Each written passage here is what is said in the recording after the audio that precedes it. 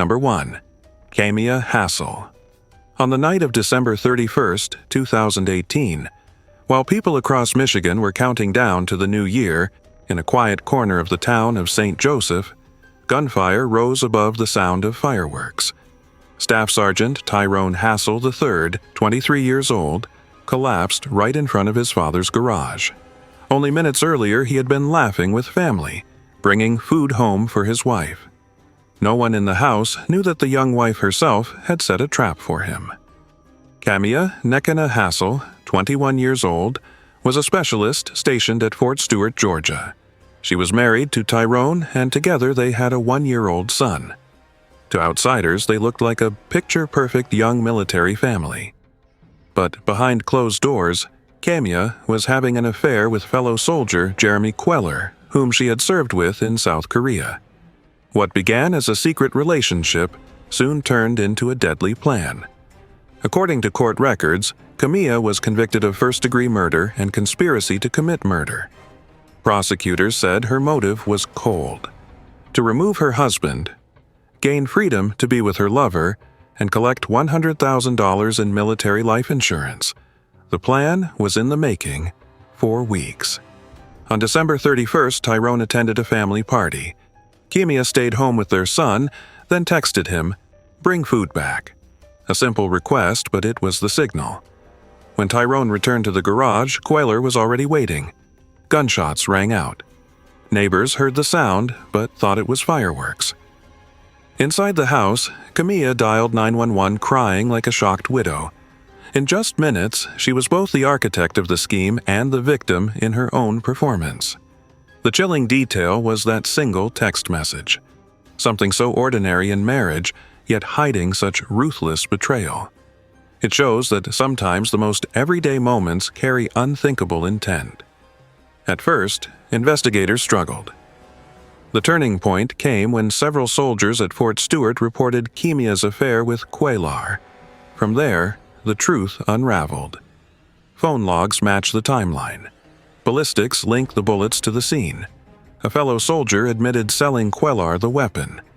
Most damning was a recorded jail call, where Kemia confessed that she and Queller had planned the attack back in South Korea and chose the holiday block leave to strike. In July 2019, a Berrien County jury found Kemia guilty. By late August, the court sentenced her to life without parole. Queller pleaded guilty to second-degree murder and received 65 to 90 years in prison. In 2022, the Michigan Court of Appeals denied Kemia's appeal. The case shook the military community. It revealed that sometimes the greatest danger is not the enemy on the battlefield, but the person inside your own home. Tyrone lost his life while still holding a bag of food for his wife, and Kemia entered the rest of her life behind bars. The fireworks of that New Year's Eve lit up the sky, but it was the gunshots in the dark that sealed everyone's fate. Number 2. Diane Zamora.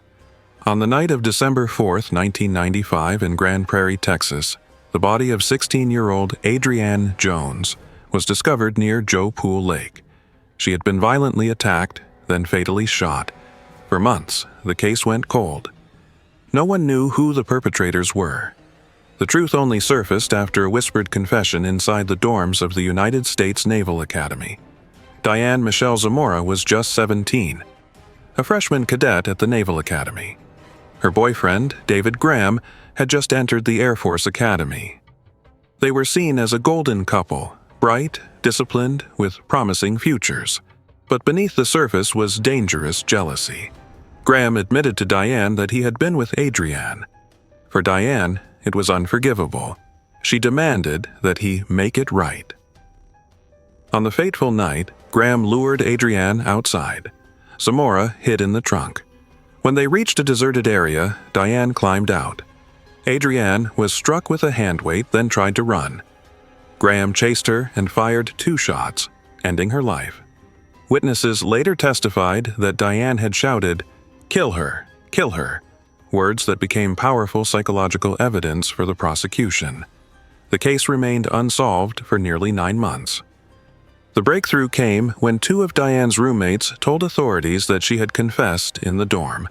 That was when the puzzle fit together. Both Zamora and Graham were arrested in September 1996. Graham admitted pulling the trigger. Zamora claimed she tried to stop him, but the evidence pointed the other way. The trial in Fort Worth in 1998 became a media spectacle. The press dubbed them the Cadet Killers. Prosecutors described Zamora as the mastermind, consumed by jealousy. The victim's family requested that the death penalty not be sought. In the end, Diane Zamora was sentenced to life in prison. Under Texas law, she must serve at least 40 years before parole eligibility, meaning 2036.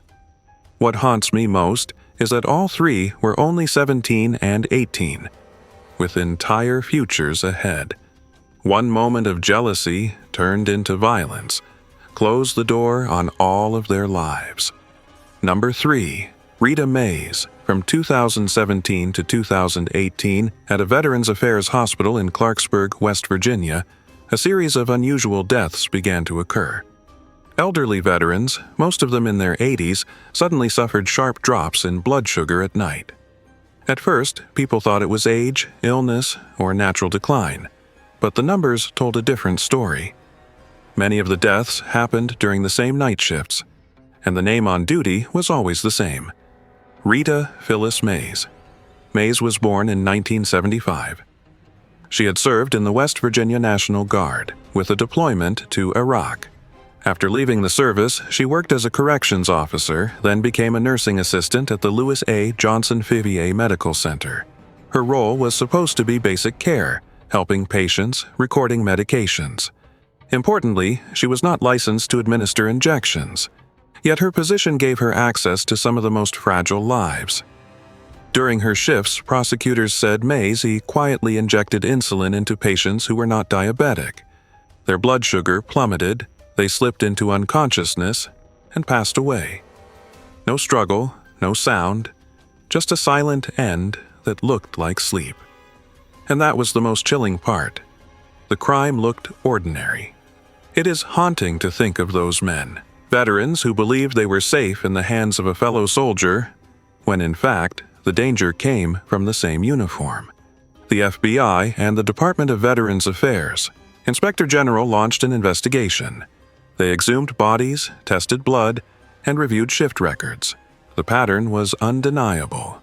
Whenever Mays worked, deaths spiked. The court never found a clear motive, but on her personal computer, investigators discovered searches about nurse serial killers and a program titled Nurses Who Kill. In July 2020, Reta Mays pleaded guilty to 7 counts of murder and 1 count of attempted murder. In May 2021, the judge sentenced her to 7 consecutive life sentences, plus 20 years. The judge called her, quote, "a monster no one saw until it was too late." The story left a deep wound in the veteran community. A woman who once carried a rifle to serve her country betrayed the trust of those who had served before her. For me, this betrayal feels heavier than a battlefield loss. It happened in silence within trust itself. The most haunting image is that dim hospital room at night, where a trusted hand with a syringe delivered not care, but death. Number 4. Julie Schenecker. Tampa, Florida. On a January morning in 2011, police knocked on the door of a quiet suburban home. What they found shocked the nation. 2 teenagers were dead from gunfire, and their mother stood inside in a dazed state. Her name was Julie Powers Schenecker. Born in 1961, Julie had once served in the Army as a Russian linguist. She married Colonel Parker Schenecker, a respected officer. To friends, they looked like a classic military family. A father deployed overseas, a mother raising 2 children at home, 16-year-old Calix and 13-year-old Beau. But inside the house, Julie was sinking into depression, mixed with heavy medication. Days before the tragedy, she went to a gun store and bought a .38 revolver, claiming it was for self-defense. In reality, her private journal revealed a plan she called Saturday Massacre. On January 27th, when Beau sat in the car ready for soccer practice, Julie fired. Hours later, she entered Calix's bedroom and fired again. The chilling part was not just the act itself, but the writing in her journal. Phrases like, "I oft bow," cold notes that proved the plan was deliberate. For me, what is haunting is that this was not a moment of impulse. It was written down, step by step, like a schedule. It shows how thin the line can be between a mother in mental crisis and a calculating killer. Colonel Parker was deployed in the Middle East when the news reached him. Back in Tampa, police arrested Julie. She admitted she had killed her children because, as she said, they talked back. That explanation stunned the public even more. At her 2014 trial, her attorneys argued insanity. But the jury deliberated less than 2 hours before finding her guilty. Julie Schenecker was sentenced to 2 life terms without parole. In the courtroom, Parker sat in silence. His face bore the weight of a loss that no sentence could ever repair. For Americans, this case became a warning about untreated depression and the easy access to firearms. For me, the most haunting image is that kitchen table journal, a place that should hold family recipes and daily notes. Instead, it contained the plan to end the lives of her own children. Number 5. Bree Kristen Kuhn. On September 8, 2021, inside a home in Gulf Breeze, Florida, a man dialed 911 for help. On the other end, the dispatcher heard his hurried voice, labored breathing, and then, suddenly, the crack of a gunfire. The line went silent. That man was Colin James Turner, a former Marine. The one who pulled the trigger was his wife, Bree Kristen Kuhn, a former U.S. Navy Chief Petty Officer. Bree had once served at NAS Pensacola. To many, she was the image of a disciplined service member and a mother. But inside the home, tensions had been building. In the days before the tragedy, police had already been called to the residence 3 times for domestic disputes. The breaking point came when Turner picked up the phone to call 911 once again. At that moment, Bree fired the gun. When police arrived, the scene was chaotic. Body cam footage later played in court showed Bree muttering, "I'm a murderer," in shock. That video left the courtroom in silence. To me, that moment was revealing. She knew instantly that in a single act, she had destroyed her own life as well. Bree's defense attorneys argued she was a victim of domestic abuse and acted under what they called battered spouse syndrome. But prosecutors countered that Turner had been seeking help from 911 and was not attacking her when he was shot. Forensic evidence, call records, and officer testimony pointed to intent, not reflex. In September 2024, a Santa Rosa County jury convicted Bree Kuhn of first-degree murder. She was sentenced to life in prison without parole. The case stunned the community because of its contradictions. A former Navy service member, someone who once defended her country, had turned the gun on her own husband at the very moment he was calling the police for help. The most haunting part for me is the sound that echoed on the 911 line that night. A single gunshot that ended 2 lives. One on the floor and one behind prison walls. Number 6. Lynndie England. In April 2004, the world erupted when photographs from Abu Ghraib prison in Iraq were made public. Among them was the image of a young female soldier, smiling while holding a leash tied around the neck of a restrained prisoner. Her name quickly became synonymous with the moral collapse of the U.S. military in Iraq, Lynndie England. Born in 1982, England joined the Army Reserves and was assigned to the 372nd Military Police Company. In 2003, her unit deployed to Iraq, where she worked at Abu Ghraib prison. Once notorious under Saddam Hussein, under U.S. control, the prison became the center of shocking prisoner abuse. Prosecutors accused England of directly participating in humiliation, posing in degrading photographs, and encouraging misconduct. One of the most infamous photos showed her holding a leash tied to a prisoner's neck while posing for the shusher. That single image spread worldwide, fueling outrage and serving as propaganda for insurgents. Her first court proceeding in 2005 nearly ended in a guilty plea, but was dismissed due to conflicting testimony. In September that same year, at Fort Hood, Texas, Lynndie England was convicted on 6 of 7 charges, including conspiracy, abuse, and indecent conduct. The next day, she was sentenced to 3 years in prison and given a dishonorable discharge. England served her sentence at the Miramar Naval Brig in California. In 2007, she was released early on parole after serving about 17 months. But for the public, no sentence erased the image of her smiling beside a restrained prisoner. What strikes me most is not only her actions, but how one casual smile became a symbol of systemic cruelty. England was only a private, yet her photograph shaped how the world viewed the Iraq War. One click of a camera, one careless grin, and history was permanently marked. Number 7. Sabrina Harman. In 2004, more disturbing photos from Abu Ghraib emerged. One showed a hooded prisoner forced to stand on a box with wires attached to his body. Next to him stood a young U.S. military policewoman, smiling and giving a thumbs up. That name became infamous. Specialist Sabrina D. Harman. Born in 1978 in Virginia, Harman joined the Army Reserves and was assigned to the 372nd Military Police Company. She deployed to Iraq during the U.S. occupation of Baghdad. Though she held a low rank, the photos she took made her one of the most recognizable faces in the scandal that tarnished the military's reputation. Court records show she was convicted of prisoner abuse, conspiracy, and dereliction of duty. Prosecutors said Harman not only witnessed abuse, but also participated by photographing, bowing and smiling as prisoners were stripped, chained, and humiliated.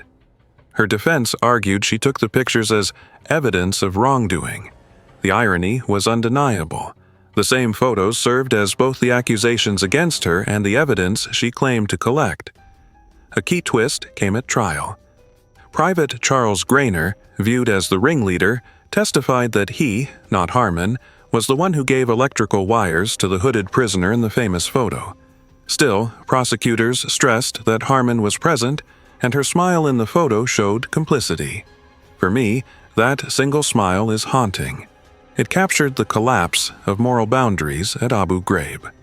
At Fort Hood in 2005, a military court convicted her on 6 of 7 charges. The sentence: 6 months in prison, reduction in rank, and a bad conduct discharge. Compared to the global impact of the photos, the punishment seemed light. And that contrast fueled even greater debate. Low-ranking soldiers paid the price while higher command largely escaped accountability. To this day, Sabrina Harman's image resurfaces whenever Abu Ghraib is mentioned. A young soldier, a smile on her face, standing beside a broken prisoner. Not the image of torture itself, but the expression of casual approval. That was the true scar left on history. Number 8. Kimberly Rivera. In early 2007, during leave from her unit, Private First Class Kimberly Rivera and her husband loaded their 2 young children into a car, crossed the border from Colorado, and entered Canada. She was expected to return to Iraq after leave, but Rivera decided she would not go back to the war. Born in 1982 in Texas, she joined the U.S. Army and served as a driver with the 4th Infantry Division at Fort Carson. In 2006, she deployed to Iraq, where she witnessed bombings, casualties, and the constant haze of conflict. When she came home on leave, Rivera admitted she could not continue. In an interview, she once said that every time she left the base in Iraq, she feared it might be the last time she returned. In Canada, Rivera applied for political asylum, saying she opposed the war and could not keep serving. For 5 years, she lived in Toronto with her family, becoming part of a small community of American deserters. But Canadian courts repeatedly denied her claims. In September 2012, after exhausting all appeals, the family was forced to return to the U.S.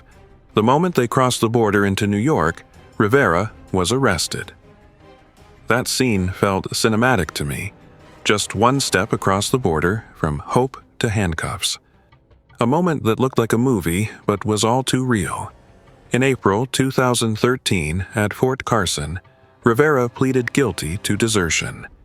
She was sentenced to 10 months in prison and given a bad conduct discharge. While in custody, she gave birth to her 5th child. By December 2013, she was released early.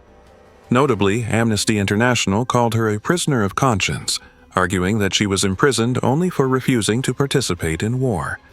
Rivera's story was not about violence, but about the conflict between military discipline and personal conscience. To some, she was a deserter who broke her oath. To others, she was a courageous voice against war. For me, the image that lingers is of a mother holding her child in Canada, knowing that stepping back onto American soil meant shackles, and yet she chose to return, because to her, living true to her beliefs mattered more than anything. Number 9. Reality Leigh Winner. On June 3, 2017, in the sweltering afternoon heat of Augusta, Georgia, the door of a small house opened. Within minutes, a young woman was in handcuffs, arrested by FBI agents.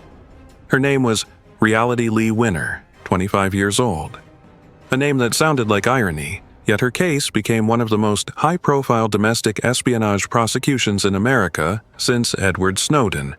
Born in 1991 in Texas, Winner served 6 years in the Air Force as a linguist, fluent in Dari and Pashto. She translated documents and supported intelligence missions. After leaving the military in 2016, she became a contractor at an NSA facility in Georgia. By February 2017, she had access to top-secret reports. Just 3 months later, she printed a classified report about Russian interference in U.S. elections and mailed it to an online news outlet. The way investigators tracked her down sounded like something out of a spy film. When the newsroom shared a printed copy of the document with authorities, investigators noticed tiny yellow dots, printer microdots, that encoded the date, time, and serial number of the machine. Cross-checking records, only 6 people had printed the file that day, and only 1 had been in contact with the press. The name stood out instantly. Reality Winner. On June 3rd, the FBI came to her home, asked a few questions, then read her the arrest warrant. In court, prosecutors charged her under the Espionage Act, Title 18, U.S. Code Section 793E. They argued her actions revealed not just the report, but also how the NSA tracked foreign adversaries, potentially endangering sources. Her defense countered that she had not sold secrets to enemies, but wanted the public to know the truth. Public opinion in America split sharply. Some called her a traitor. Others saw her as a whistleblower. In June 2018, Winner entered a plea deal. That August, the judge sentenced her to 63 months in prison, plus 3 years of supervised release. Prosecutors emphasized it was the longest sentence at the time for leaking to the media. In the courtroom, Winner broke down in tears. To her, it was an act of justice. To the court, it was a crime against national security. By 2021, after nearly 5 years in custody, she was moved into a re-entry program and later placed under home confinement. Still, her name remained in political debates as a symbol of the fragile line between transparency and security. What haunts me is how narrow that line was, just weeks between pressing print on a keyboard and the cold grip of handcuffs on her wrists, and that name, Reality Winner, hangs in the air like a question. In the struggle between secrecy and truth, who really wins? Number 10. Kathleen B. Nash, Durant. In 1945, the war in Europe had just ended. Amid the post-war chaos, many German castles fell under the control of U.S. forces. One of them was Schloss Friedrichshof near Kronberg in Hesse. The officer assigned to oversee the property was Captain Kathleen Burke Nash, a member of the Women's Army Corps. Her official duty was simple: guard and manage the estate. But in the wine cellar beneath the castle, her fate changed course. When soldiers dug into newly laid cement, they uncovered zinc-lined boxes filled with gold, silver, jewels, and the crowns of the House of Hesse Castle, a treasure worth millions of dollars. Instead of reporting it, Nash, along with her lover Colonel Jack Durant and Major David Watson, conspired to steal it. They removed gems from their settings, shipped crates through the Army post office system, and sold valuables in Switzerland. Some were hidden in suitcases, others slipped into diplomatic mail. Just before their arrest, Nash and Durant even married, hoping it would prevent them from being forced to testify against each other. The Army's Criminal Investigation Division quickly traced the theft. Swiss receipts, unusually heavy shipments, and witness accounts closed in on them. In June 1946, Nash and Durant were arrested in Chicago. Their court-martial in Frankfurt that August became one of the biggest military scandals of the post-war era. Prosecutors charged theft, fraud, and dereliction of duty. Nash was ultimately sentenced to 5 years of hard labor and stripped of her officer's commission. One legal twist made the case famous. Nash appealed, arguing that she had already been processed for discharge and was beyond military jurisdiction. But the Army proved her discharge had been canceled. The Fourth Circuit Court of Appeals upheld the ruling. Nash served her sentence into the early 1950s. More than half of the treasure was never recovered. The press called it the Hesse heist.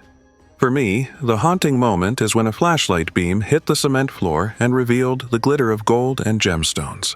In that instant, an officer chose greed over honor. And from that moment forward, history remembered Nash not as a WAC officer, but as the woman who turned victory into disgrace. Honor and discipline were once their armor. But when trust collapsed, these female soldiers walked a path from the battlefield to cold prison walls. From the gunshot that echoed through a 911 call, to the smile frozen in an Abu Ghraib photo, to the glitter of stolen jewels beneath a castle floor. Each moment was a crack that widened into an abyss. This was not just the story of 10 American servicewomen who fell from grace and were sentenced for shocking crimes. It was also a harsh reminder. Betraying honor always comes with a price: freedom, reputation, and sometimes the future itself. If you've stayed with us until now, leave a comment. Among these 10 stories, which case shocked you the most? And don't forget to like and subscribe so you won't miss our upcoming deep dives into true crime, military scandals, and corruption cases.